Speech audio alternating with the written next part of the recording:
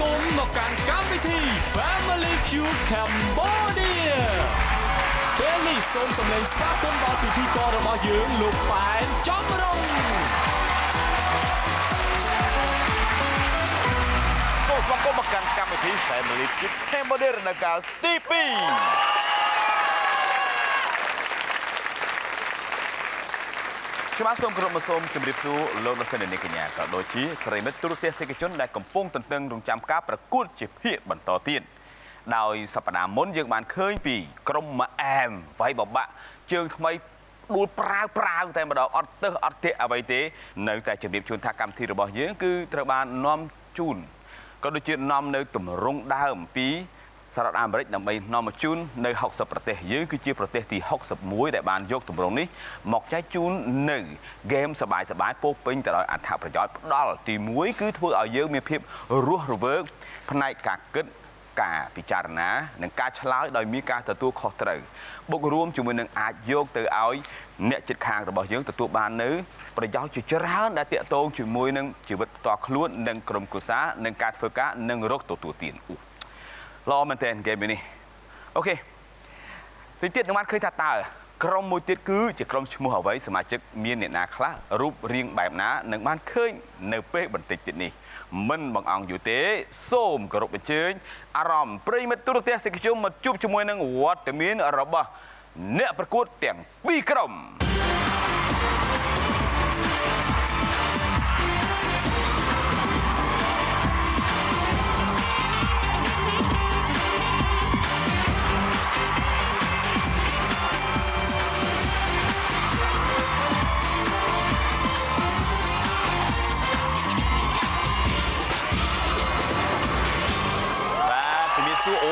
បាទជំរាបសួរក្រុមស្នេហាជាតិឈ្មោះល្អមែនតានបាទជំរាបសួរម៉ែអែមក្រុមរៀមច្បងឥឡូវស្វាគមន៍ខាងបងប្អូនម្ដងណាបាទជំរាបសួរវ៉ាន់បាទជំរាបសួរសមាជិកមេក្រុមហើយនឹងកូនក្រុមរបស់គាត់គឺសិតតែជើងខ្លាំងបាទហើយឈានដល់សប្តាហ៍បន្ទាប់នេះក៏គាត់បានអួតហើយថាកុំលេងសើជាមួយការប្រកួតតែប្រឹងប្រែងអស់លទ្ធភាពដើម្បីវាយបំបាក់ក្រុមគាត់តើនឹងយល់បែបណាដែរចំពោះការប្រកួតមួយនេះសម្រាប់ខ្ញុំគឺខ្ញុំគិតថាខ្ញុំមានភាពជឿជាក់ហើយអ្វីដែលសំខាន់គឺខ្ញុំនៅតែជឿជាក់លើសមត្ថភាពរបស់ខ្ញុំហើយក៏ដូចជាកូនក្រុមរបស់ខ្ញុំផងដែរសំទោសណែហងដូចអូនអញ្ចឹងប្រហែលភាគរយដល់ពេលកម្មជាតិរបស់យើងអាចវាយតម្លៃបានទេមើលអូយអាហ្នឹងយើងវាយអត់អស់ហើយបងប្រហែលឥឡូវយើងវាយមកលុកផ្ទះខ្ញុំបានមកលុកផ្ទះហើយមកលុកផ្ទះខ្ញុំគ្រាន់តែមកផ្ទះខ្ញុំមួយ7នាក់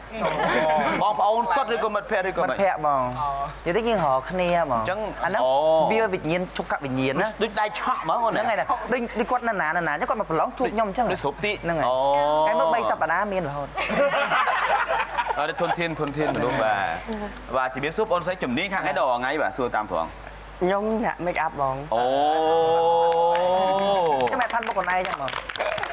បាទគាត់ជំនាញ make up មិនផាត់មុខខ្លួនឯងចឹងខ្ញុំស្រឡាញ់ធម្មជាតិអញ្ចឹងមិនបាច់ make up ទេណែមិនមើលផងណាស្នេហាជាតិហ្នឹងហើយវប្បធម៌ស្រឡាញ់វប្បធម៌នេះស្រឡាញ់ធម្មជាតិមកគាត់ស្រឡាញ់ធម្មជាតិណាបងធម្មជាតិមកគាត់ធម្មជាតិហ្នឹងដែលអាឈើធម្មជាតិហ្នឹងក៏មិន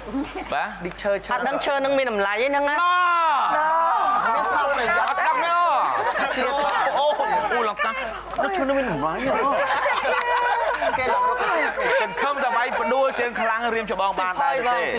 ស៊ីផយយ៉ាបាសាតូមិនបាច់សួរច្រើនទេហើយក៏កុំសួរមេក្រុមសញ្ញនាសុខសប្បាយអូនបងតាមដេករៀងបងបាទតាមដេករៀងមកនៅបកាយនិយាយហើយអ្នកគេបាក់សើនិយាយម្ដងយើងក៏បកាយដែរហើយមិនដែរអូនចាលោកឃើញប្រុសសង្ហា Freshie មានអារម្មណ៍មិនដែរមុនហ្នឹងគាត់និយាយថាគាត់នឹងផ្ដួលខ្ញុំឲ្យឈ្នះទោះគាត់ស្អាតមែនប៉ុន្តែបងត្រូវចាំថាក្រោយដំណាក់មេតបគឺសិតតែជាក្រោយដំណាក់របស់ស្រីដំណាក់ស្រីស្អាតសិតតែជាស័ក្តិសិទ្ធិក្រោយដំណាក់មេតបគឺជាភ្នោរបស់ស្រីស្អាតទៅនិយាយទេអូខេអូនតែខ្លួនឈ្នះឲ្យមានសត្រូវចាឈ្នះមែនបងអូខេមកវិញតំណាងឲ្យមេក្រុមអត់ទេខ្ញុំនិយាយមួយឯងអូនចំណែកណាខ្លះក៏បងជួយសម្រួលដែរណាក៏ប្រាប់ថាក្នុងហ្នឹងបងគឺជាមិត្តផងជាសត្រូវបងបើតែធ្វើចឹងអស់ល្អនេះគឺជាសត្រូវសុទ្ធសាធ 100% ហ្មងឥឡូវយើងមិត្តគ្នាហ្មង ឃើញពីការតាំងចិត្តរបស់សិស្សប្អូនអា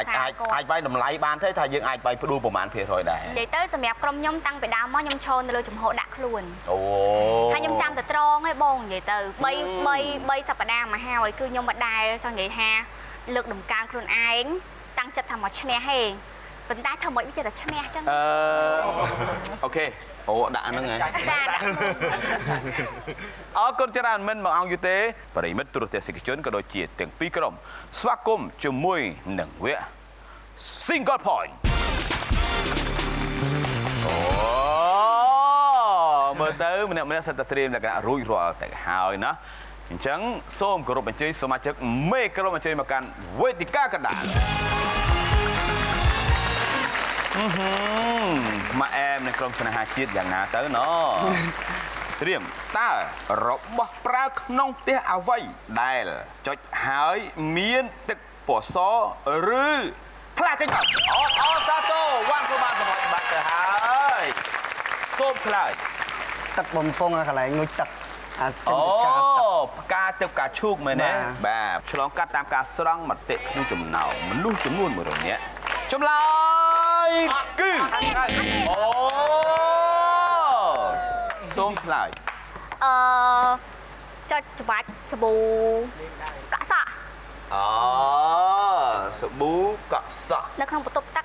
ចុចមកវាចេញមកមានសាប៊ូកក់សក់ដូច្នេះឆ្លងកាត់តាមការស្រង់មតិក្នុងចំណោមមនុស្សចំនួន100នាក់ចម្លើយគឺប្រកាសជាមានឱកាសហើយមានសិទ្ធិទៅទៀត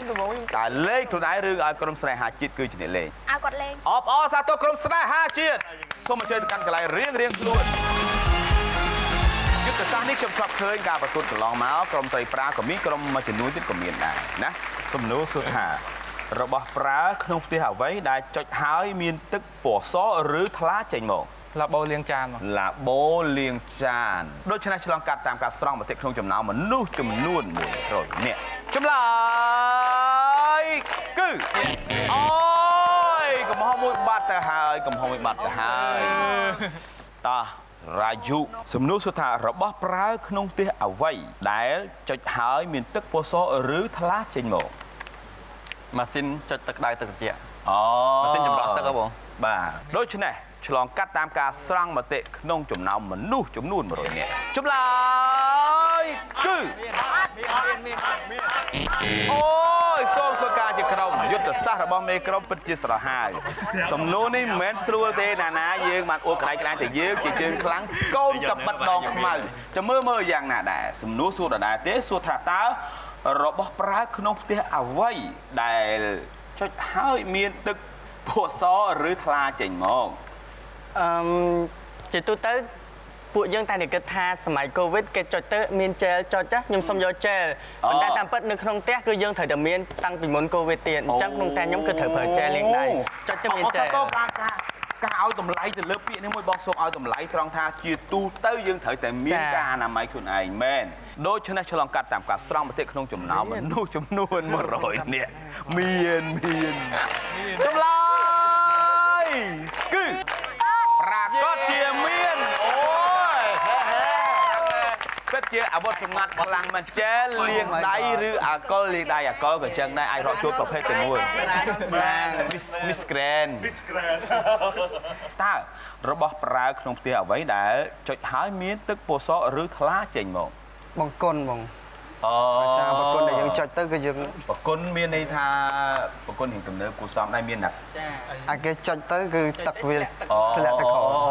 អូបង្គន់ឆ្លងកាត់តាមការស្រង់មតិក្នុងចំណោមមនុស្សចំនួន100នាក់ចម្លើយគឺប្រកាសជាមានបង្គន់អូសៀកឡុងសំណួរដដែលសូមសួរថាតើរបស់ប្រើប្រាស់ក្នុងផ្ទះអ្វីដែលចុចហើយមានទឹកពណ៌សឬថ្លាចេញមកសូមឆ្លើយរបស់ក្នុងផ្ទះមាន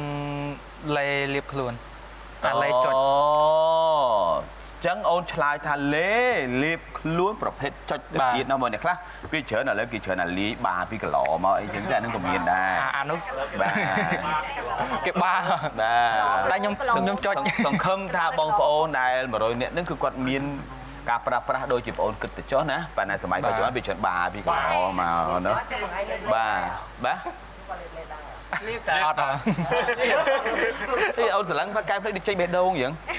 មើលដៃតែដៃគាត់សោក មែនទេមើលទៅអីផ្សេងមើលដៃវាមើលទៅក្រោមដៃ អីខ្ញុំបាំងគាត់មើលមកហាជី អូខេមាននេះថាអូនកំណត់រួចហើយដូច្នេះឆ្លងកាត់តាមការស្រង់មតិក្នុងចំណោមមនុស្សចំនួន100នាក់ចម្លើយគឺពិតជាមានលេលៀបខ្លួនគេសំឲ្យយើងបាន48ហ្មងនៅទៅទៀតអូខ្លាំងរាយុសំណួរសុថារបស់ប្រើក្នុងផ្ទះអ្វីដែលចុចហើយមានទឹកពោះសឬថ្លាចេញមកសាប៊ូដោះខ្លួនយកប្រភេទចុចឆ្លងកាត់តាមការស្រង់ប្រតិក្នុងចំណោមមនុស្សចំនួន100នាក់ចម្លើយគឺខត់ក្រាបបាត់ទៅហើយឡើងមក79ល្មមនៅទៀតបង កូនកំបិតដងខ្មៅសាហាវអត់សម្ងាត់អូនពីច្រើនគេប្រើពួនហ្នឹងហើយសមុទ្រសុថាតារបស់ប្រើក្នុងផ្ទះអ្វីដែលចុចហើយមានទឹកពោះសឬថ្លាចេញមក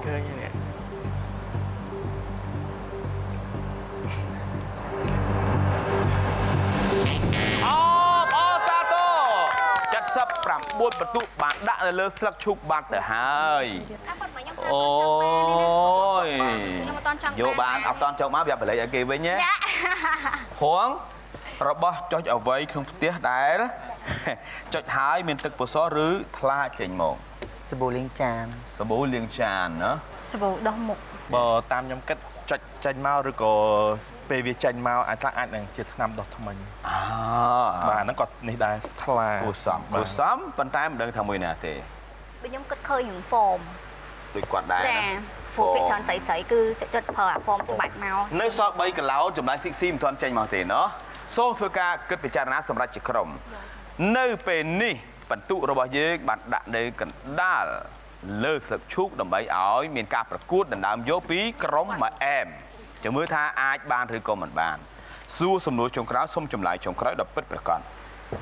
សំណួរសួរថារបស់ប្រើក្នុងផ្ទះអ្វីដែលចុចហើយមានទឹកពោះសឬក៏ថ្លាចេញមក សាប៊ូលាងចានយកតាមកូនមានកូនពេជ្រកូនបើខ្ញុំ តើ79បន្ទុកនេះនៅតែជារបស់ក្រុមស្នេហាជាតិឬក៏ខ្លាចជារបស់ក្រុមម៉ែម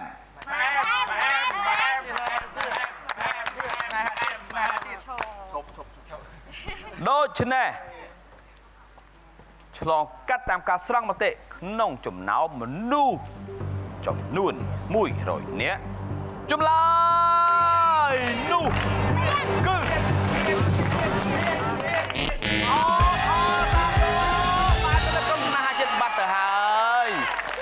កុំអាលអាចជាល្បិចដាក់ថ្នាំបំពុលទេណាដាក់ក្រៅតែបើសាភាសាលេងអុកថ្នាំក្តាមទេអូនអរគុណសម្រាប់ពេលនេះទាំងពីរក្រុមក៏ដូចជាប្រិមិត្តទូរទស្សនិកជនចង់ឃើញចម្លើយទាំង3ដែរទេចង់ឃើញទេសូមក្រុមការងារបង្ហាញចម្លើយទី8ចាក់កអេចាក់ឡើយអូ why I don't know why just tell me now សូមផ្ដល់ចម្លើយទី6 អមែននៅក្នុងពោះស ហ្វូមលើមុខជាហ្វូមបាមុខផ្សឹងពោះសដែរតា ហើយដង្កោរហូតត្រឹមត្រូវណាបង មែនហើយអូនអូខេចាំមើលចម្លើយដល់ sexy គឺជាអីណ៎ឬមានឬក៏មិនមានសូមផ្ដល់នៅចម្លើយទី3អូសូមបីតែចាក៏គាត់បែងចែកជាពីរដែរបានឃើញហើយពីភាពវៃឆ្លាតរបស់ទាំងពីរក្រុមហើយនឹងយុទ្ធសាស្ត្ររបស់គាត់ប្រើរៀងខ្លួនអ្វីក៏អាចកើតមានបានដែរចាំមើលថាតើវាក្រោយមានអ្វីកើតឡើងខ្លះយើងនៅមិនទាន់ដឹងទេដូច្នេះសម្រាប់ពេលនេះកម្មវិធី Family Feud Cambodia រដូវកាលទី2អនុញ្ញាតសម្រាប់បន្តិចសិន